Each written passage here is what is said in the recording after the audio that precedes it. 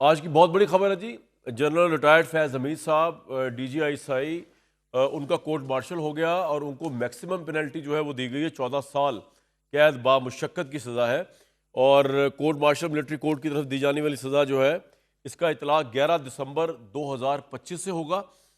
اور یا اس پیار سے پتہ چلا. اور ان کی چارج شیٹ ان کے اوپر جو لگی ہے وہ ہے آفیشل سیکرٹ ایکٹ کی خلاف ورزی, RB ایکٹ کی خلاف ورزی, اور سب سے انٹرسٹنگ اور امپورٹنٹ سیاسی سرگرمیوں میں ملوث ہونا, ریاست کی سلامتی اور مفاد کو نقصان پہنچانا, اختیارات کا ناجائز استعمال, سرکاری وسائل کا غلط استعمال, پرتشدد واقعات میں ملوث ہونا, 9 مئی سے جڑے واقعات میں ملوث ہونا.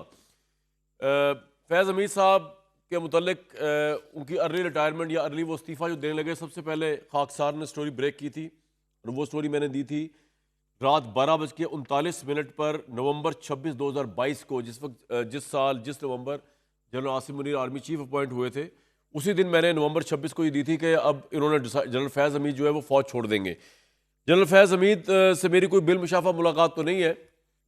ایک دفعہ وہ کابل میں تھے تو ان کی وہاں سے مجھے کال آئی کہ انہوں نے کہا میں نے ملنا ہے, تو میں اسلام آباد میں تھا تو میں نے کہا ہاں جی مل لیتے ہیں. انہوں نے کہا کہ صبح کو 11 بجے ملتے ہیں. میں نے کہا جی صبح 11 بجے تو میں سو رہا ہوتا ہوں, تو شام کا کوئی ٹائم رکھ لیتے ہیں.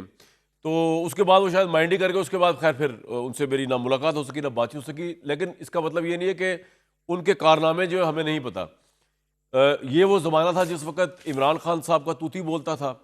ایز DGC جنرل فیض حمید, لیٹر ایز DGI SI, ان کا جتنا عمران خان کے اوپر الزامات کی بھرمار ہے کہ انہوں نے پولیٹیکل انجینئرنگ کی, پولیٹیکل مینیپولیشن کی, RTS بیٹھا, الیکشن سٹیل ہوئے, MLAs MPs کو مینیج کیا گیا, پنجاب میں گورنمنٹ بنائی گئی, فیڈرل میں گورنمنٹ بنائی گئی, vote of confidence Imran Khan کا لانے لے جانے میں, ان سب میں جنرل فیض حمید صاحب کا ہاتھ سفر کیا جاتا تھا. اور آج جو سزا آئی ہے اس کے بعد تو لگ ہی رہا ہے کہ وہ اب ثابت بھی ہو گیا کہ ان کو سزا جو ہے اس کانٹیکس میں دی گئی کہ as a DGI SI and earlier as DGC انہوں نے وہ کام کیا جو ان کو نہیں کرنا چاہیے تھا.